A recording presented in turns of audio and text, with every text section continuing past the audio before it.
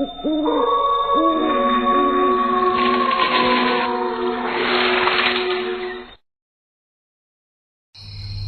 ध्रुव, रिया और वर्षा ये चारों कॉलेज के टाइम के दोस्त थे और कॉलेज के बाद सब लोग अपनी जॉब में इतने बिजी हो गए कि एक दूसरे से मिलने का समय ही नहीं मिला।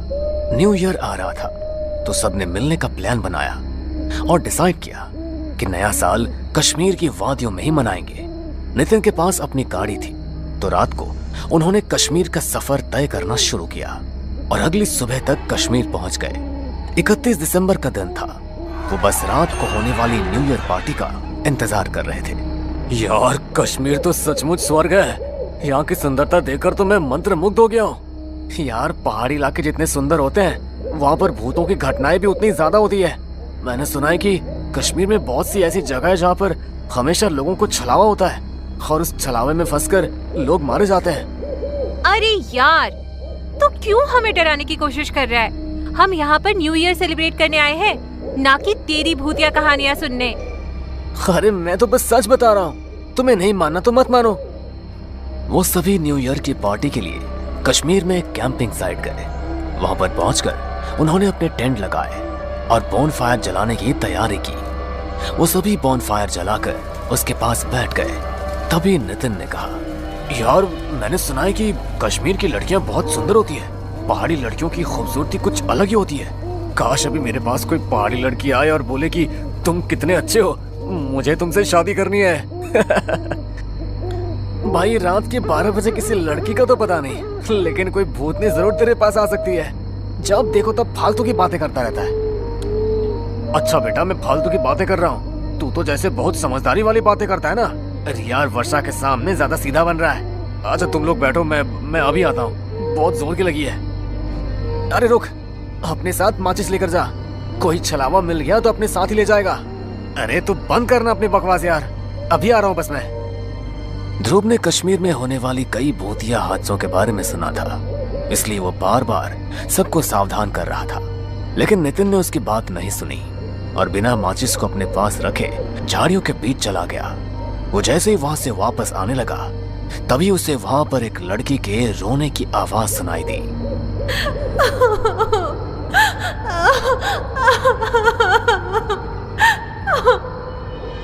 अरे, इतनी रात गए लड़की के रोने की आवाज। कहीं सचमुच यहाँ पर कोई छलावा तो नहीं है? जल्दी से निकलना पड़ेगा।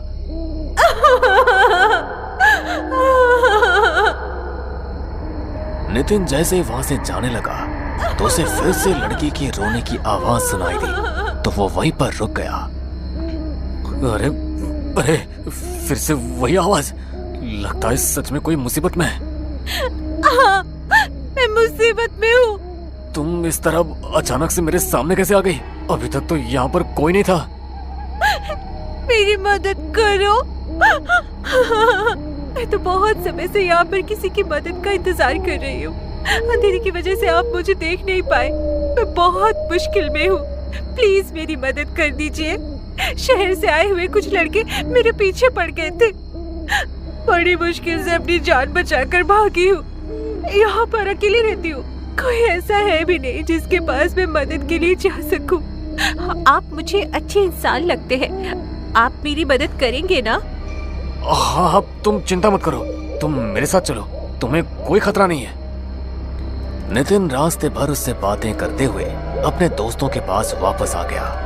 उसके दोस्तों ने उसे देखा तो हैरान रह गया। ये तुम क्या कर रहे हो नितिन? हाँ, मैं तो तुमसे इसे मिलवाना ही भूल गया, ये मुझे रास्ते में मिली। अरे कौन मिली? कोई भी तो नहीं है यहाँ पर। क्या? नितिन ने मुड़कर दूसरी तरफ देखा तो वहां पर कोई भी नहीं था। उसके पैरों तले से जमीन खिसक गई कि अभी तक जिस लड़की से वो बातें कर रहा था अचानक उसकी आंखों के सामने से वो कहाँ गायब हो गई। अरे इस तरह भूत बनकर क्यों खड़ा हो गया? बताना क्या हुआ? कहीं सच में तो तुझे किसी छलावे ने नहीं पकड़ लिया था ना? इस बार ध्रुव की बात सुनकर नितिन सच में डर गया और उसके कानों में दबी हुई आवाज पड़ी जो उसी लड़के की थी। अब तो तुम समझ ही गए होगे कि मैं कौन हूँ। चलोगे ना मेरे साथ? ये आवाज जैसे ही नितिन के कानों में पड़ी तो वो अचानक बौखला गया और वही लड़की अचानक से उसे खींचने लगी। जैसे ही सबने देखा तो वो बहुत ही भयानक थी। वो नितिन को खींचते हुए झाड़ियों की तरफ लेकर जा रही थी। तभी रिया ने अपना दिमाग लगाया और बॉनफायर में जल रही एक लकड़ी को उठाकर उसके ऊपर फेंक दिया। तो उसकी देखा देखी सभी ऐसा करने लगे। ऐसी बुरी चीजें आग से डरती है, इसलिए आग को देखकर वो वहां से गायब हो गई। तभी उन लोगों ने देर ना करते हुए नितिन को उठाया और जल्दी से सब गाड़ी में बैठ गए। नितिन बुरी तरह सहम चुका था, इसलिए ध्रुव ने गाड़ी स्टार्ट की और वो वहां से निकल गए। जल्दी गाड़ी भगाओ ध्रुव, हमें जल्द से जल्द इस पहाड़ी इलाके से निकलना होगा। अगर रास्ते में हमें कोई और छलावा मिल गया तो आज तो हम सब मारे जाएंगे। अरे भगवान के लिए इनका नाम मत लो, मुझे पहले बहुत डर लग रहा है वर्षा। बस भगवान का नाम लेते रहो और दुआ करो कि हम यहाँ से सही सलामत अपने घर पहुंच जाए। गाड़ी में सब बेहद डरे हुए थे। ध्रुव फुल स्पीड में गाड़ी भगा रहा था। तभी अचानक उसकी गाड़ी के सामने वही लड़की आकर खड़ी हो गई और उसका चेहरा देखते ही देखते बहुत भयानक हो गया।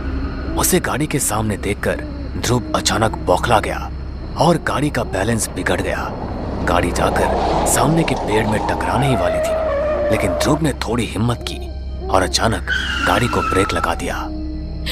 ये क्या कर रहे हो तुम? सबको मार डालने का इरादा है क्या तुम्हारा? अरे वो लड़की अभी फिर से मेरी गाड़ी के सामने आई थी, उसे देखकर मैं हड़बड़ा गया। क्या? ये क्या बोल रहे हो तुम? वो लड़की अभी भी हमारे पीछे है? तब तो इसका मतलब यही है कि हम लोग अभी भी उसके छलावे में फंसे हुए और वो लड़की हमें जैसे चाहे वैसे घुमा रही है। वो कोई लड़की नहीं है वर्षा, ये छलावा है। वो जो चाहे वैसा रूप ले सकती है, इसलिए हमें बहुत सावधान रहना होगा। ध्रुव, तुम जल्दी से गाड़ी स्टार्ट करो और अगर इस बार कोई भी गाड़ी के सामने आए तो गाड़ी ना तो रोकना और ना ही हड़बड़ाना, बस गाड़ी आगे बढ़ा देना। ध्रुव ने अपने आप को थोड़ा समझाया और फिर से गाड़ी स्टार्ट की। इस बार उसने पहले से भी ज्यादा स्पीड से गाड़ी को भगाना शुरू किया। तभी अचानक से रिया की नजर गाड़ी के रियर मिरर पर पड़ी तो उसके होश उड़ गए, क्योंकि नितिन की आंखें पूरी तरह लाल हो चुकी थी और वो बड़े भयानक तरीके से हंसता हुआ रियर मिरर से उसी की तरफ देख रहा था। उसे देखकर रिया अचानक से चिल्लाई और उसके चिल्लाते ही नितिन उस पर झपट पड़ा। बचाओ, कोई बचाओ मुझे। वर्षा ने जल्दी से अपना हाथ में पहना हुआ रुद्राक्ष का ब्रेसलेट नितिन के माथे पर लगा दिया। तभी नितिन बुरी तरह तड़पता हुआ रिया से दूर हो गया और वो तीनों देर ना करते हुए गाड़ी से निकलकर वहां से भाग गए। हमें कुछ भी करके जल्दी से जल्दी यहाँ से निकलना होगा। अब तो नितिन भी उसकी चपेट में आ गया और अगर उसने हमें ढूंढ लिया तो वो हमें मार डालेगा। तुम्हारे हाथ का रुद्राक्ष का ब्रेसलेट कहाँ गया वर्षा? ओह माय गॉड, लगता है मेरा रुद्राक्ष वाला ब्रेसलेट गाड़ी में ही गिर गया। Oh no. वर्षा ने जैसे ही ऐसा बोला वैसे ही पीछे के एक पेड़ पर बैठे नितिन ने पीछे से उस पर हमला कर दिया और उसे घसीटता हुआ जंगल के अंदर ले जाने लगा। बचाओ, प्लीज बचाओ, ये मुझे मार डालेगा। रिया, क्या तुम्हारे पास कोई धार्मिक चीज है जिससे हम वर्षा को बचा सके? नहीं ध्रुव, सिर्फ वर्षा के पास ही रुद्राक्ष वाला ब्रेसलेट था जो गाड़ी में रह गया। हमें गाड़ी के पास जाकर वो ब्रेसलेट वापस लेकर आना होगा। अब वही ब्रेसलेट हमारी रक्षा कर सकता है। अरे लेकिन हम अगर वापस गए और नितिन ने हमें पकड़ लिया तो हम क्या करेंगे? कुछ ना कुछ तो करना ही पड़ेगा न ध्रुव, वरना वैसे भी हमारे पास बचने के लिए कुछ नहीं है। अगर हमें वो ब्रेसलेट मिल गया तो कम से कम हम अपनी जान तो बचा सकेंगे।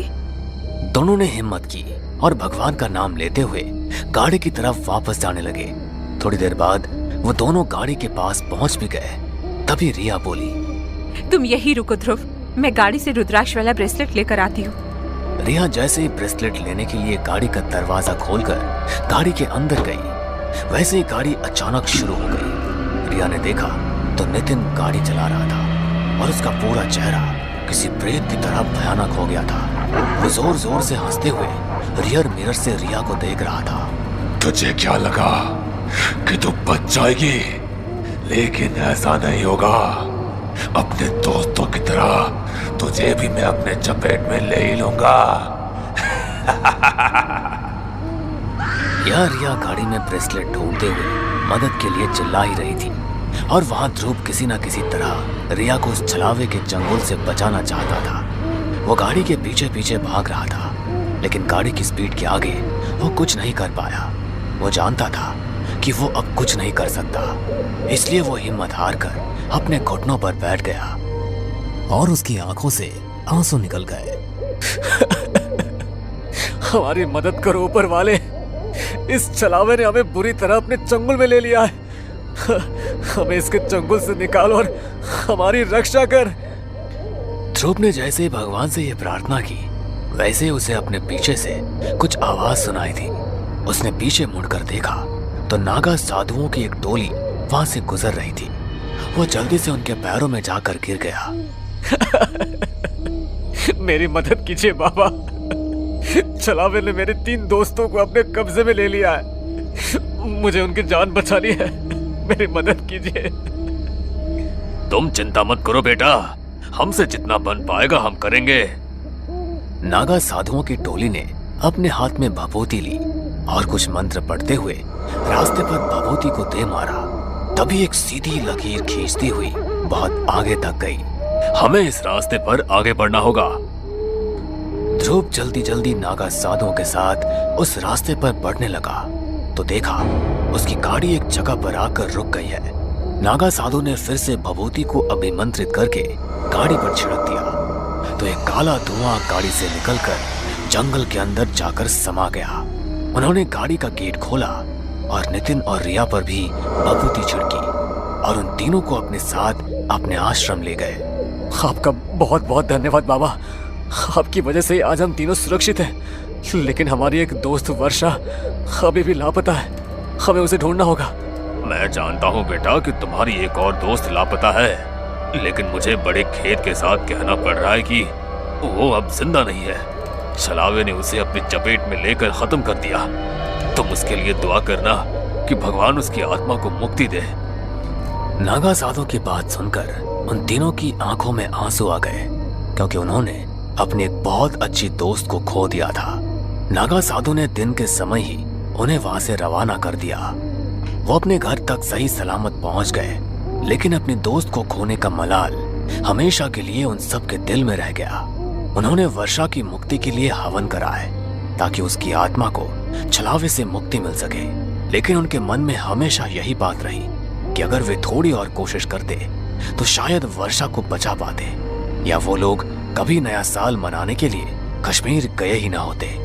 वैसे तो कश्मीर लोगों के लिए स्वर्ग है, लेकिन उन लोगों के लिए नर्क बनकर रह गया और वो लोग फिर कभी अपनी जिंदगी में कश्मीर नहीं गए। कश्मीर की वो बुरी यादें हमेशा के लिए उनके दिलों में समा गई। चारों तरफ घना अंधेरा और जंगल के अलावा कुछ भी नहीं था। तभी वहां से एक लड़का जो अपनी बाइक पर सवार था गुजर रहा था। अचानक ही उस जंगल के बीचों बीच उसकी बाइक खराब हो जाती है। शिट यार, इस बाइक को भी अभी खराब होना था। इतनी रात हो रही है और तो और यहाँ दूर दूर तक मुझे कुछ दिखाई भी नहीं दे रहा। मैं यहाँ मदद मांगू तो मांगू किससे? वो लड़का ये बात बोल ही रहा था कि तभी उसे किसी की पायल की आवाज सुनाई देती है। वो आवाज उसके कानों में इस तरह गूंज रही थी जैसे मानो वो पायल सिर्फ और सिर्फ उसे ही बुला रही हो। वो लड़का भी अपनी बाइक वहीं छोड़ता है और उस पायल का पीछा करते हुए जंगल के अंदर जाता है, जहाँ वो एक लड़की को बैठा देखता है। उस लड़की को इस तरह सुनसान जंगल में अकेले देख वो लड़का उससे कहता है, एक्सक्यूज मी, आप इतनी रात गई इस घने जंगल में क्या कर रही है? क्या अब आपको नहीं लगता कि इस तरह अकेले इस जंगल में ठहरना खतरे से खाली नहीं? उस लड़के की बात सुनकर वो लड़की अब जोर जोर से हंसने लगती है। उस लड़के को समझ नहीं आता कि वो इस तरह हंस क्यों रही है। वो उसे सवाल करता, तभी वो लड़की पीछे मुड़ती है। उस लड़की के चेहरे पर काफी सारे निशान थे और उसका चेहरा पूरा सफेद पड़ा था। उसकी आंखें काली थी। उसका ऐसा भयानक रूप देखकर उस लड़के की आवाज हलक में अटक जाती है और वो वहां से उल्टे पैर भागने की कोशिश करता है, लेकिन तभी वो लड़की इतनी तेज चिल्लाती है कि उस लड़के के कान से खून बहने लगता है, मानो उसके कानों के पर्दे फट गए हो। वो लड़का अपनी जान बचाते हुए वहां से भागने की कोशिश करता है, लेकिन तभी वो पिशाचिनी हवा में उड़ते हुए उसके सामने आ जाती है और हंसते हुए उससे कहती है, भाग के कहाँ जाएगा? किस हद तक भागेगा? लोग मेरे पास आते तो अपनी मर्जी से हैं, लेकिन वो जिंदा कभी नहीं वापस जाते।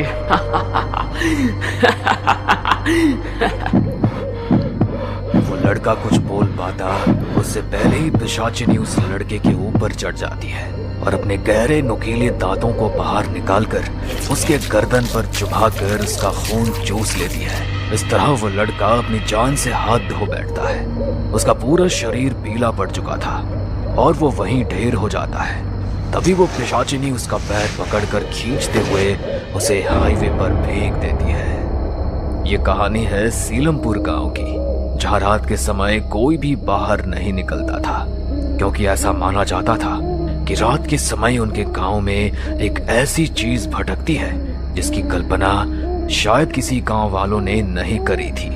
पर क्या गांव पर किसी की बुरी नजर लगी थी या किसी और का ही साया था, ये तो हमें इस कहानी में ही पता चलेगा। सीलमपुर गांव में विवेक नाम का एक लड़का अपनी माँ सुनीता और भाई विक्रम के साथ रहा करता था। ऐसे ही एक दिन, माँ आज मैं शहर जा रहा हूँ और मुझे आने में थोड़ा लेट हो जाएगा, इसलिए तुम मेरे लिए रुकना मत और खाकर सो जाना।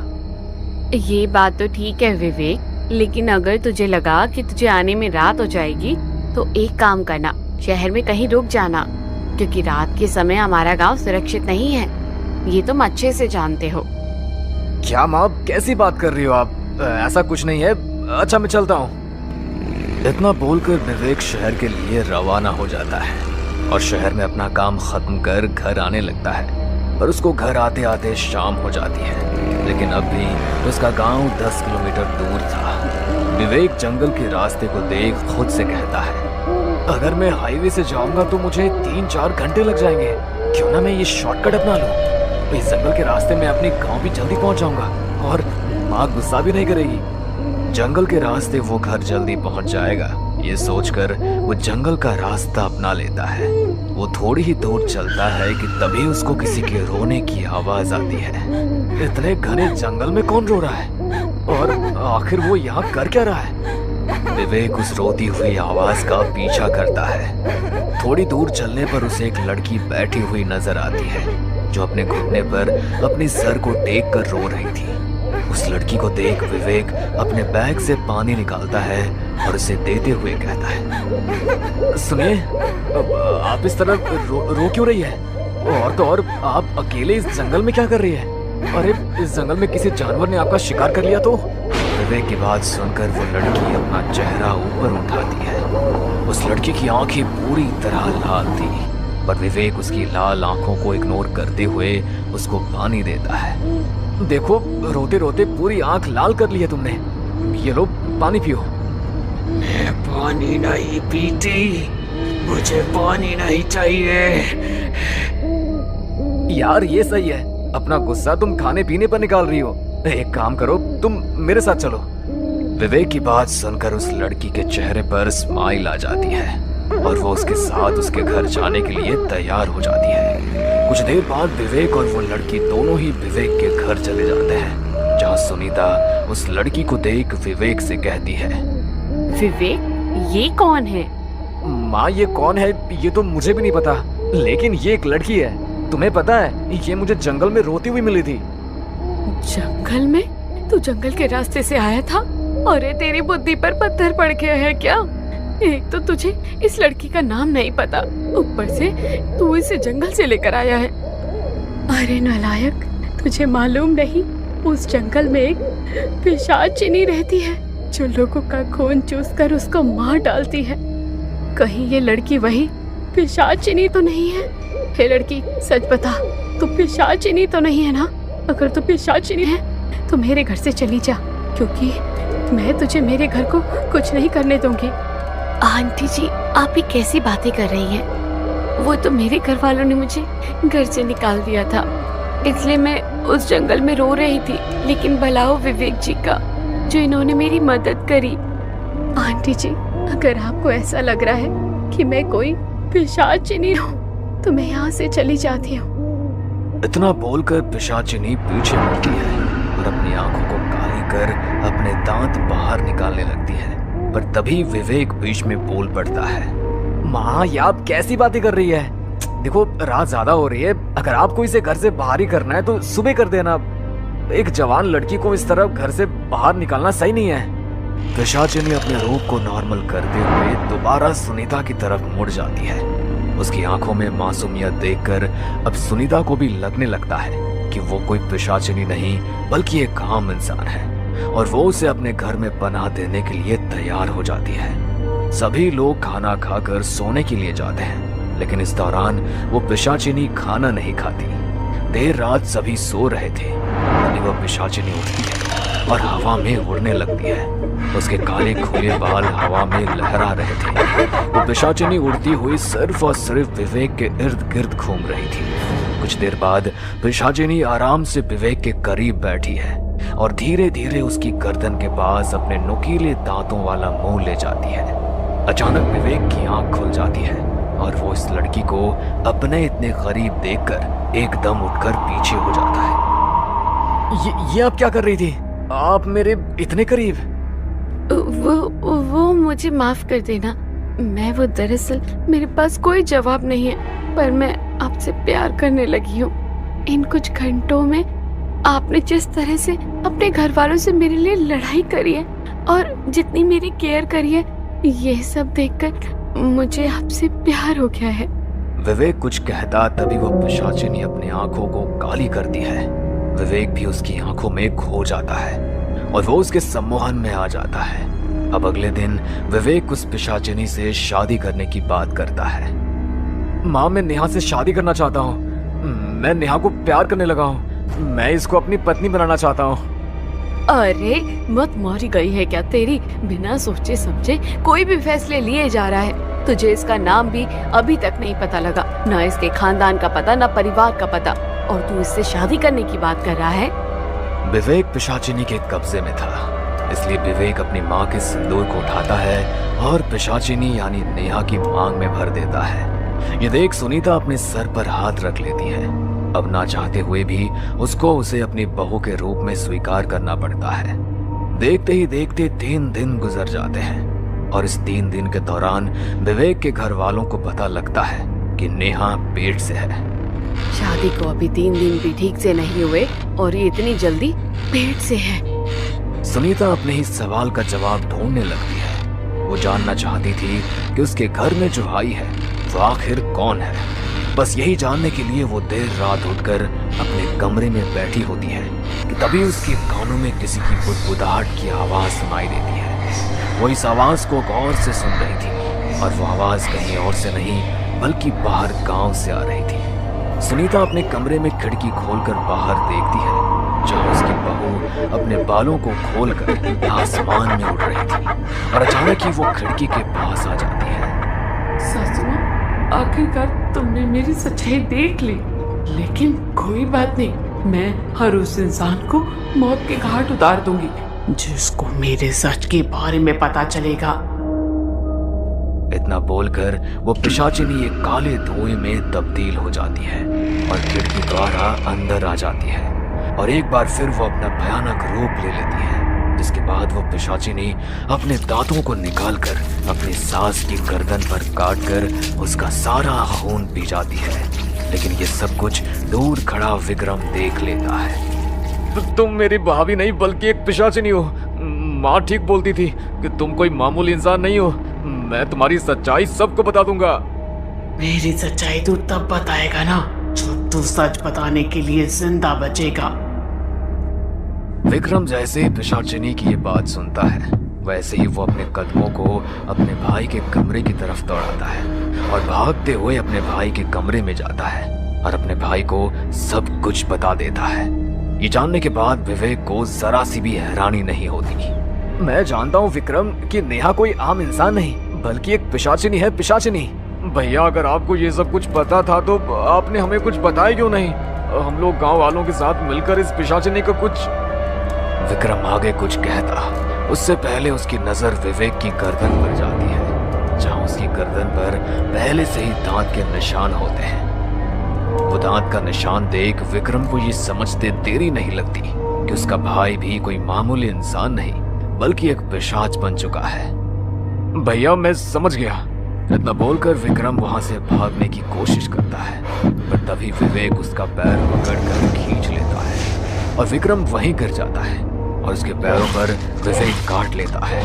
लेकिन फिर भी विक्रम हिम्मत नहीं हारता और एक बार फिर उठकर भागने की कोशिश करता है और इस बार वो भागने में कामयाब भी हो जाता है और वो अपने सभी गांव वालों को इकट्ठा कर सभी को सब कुछ सच बता देता है। ये जानने के बाद सभी गांव वाले अपने हाथ में आग की मशाल लेकर आते हैं और विक्रम के घर को जला देते हैं। विक्रम के घर में विवेक और वो पिशाचिनी जल रहे थे, पर तभी वो पिशाचिनी अपने पेट पर एक जादू करती है। अपने पेट से अपना बच्चा निकालकर बाहर की तरफ फेंक देती है और इस तरह उन दोनों का अंत वहीं हो जाता है। लेकिन क्या सच में ये अंत था या यहाँ से शुरुआत थी एक नई कहानी की? हमें पूरा यकीन है दोस्तों कि आप लोगों को ये कहानी जरूर पसंद आई होगी। अगर आपके साथ भी कुछ ऐसे अनकहे किस्से हो चुके हैं तो प्लीज हमारे साथ शेयर करें, हम जरूर अपने चैनल पर उनको दिखाएंगे। हमारी ईमेल आईडी नीचे डिस्क्रिप्शन बॉक्स में दी गई है, तो प्लीज हमारे वीडियो और चैनल को शेयर एंड सब्सक्राइब करें और बने रहे हमारे साथ ऐसे ही अनकहे किस्से और कहानियां सुनने के लिए।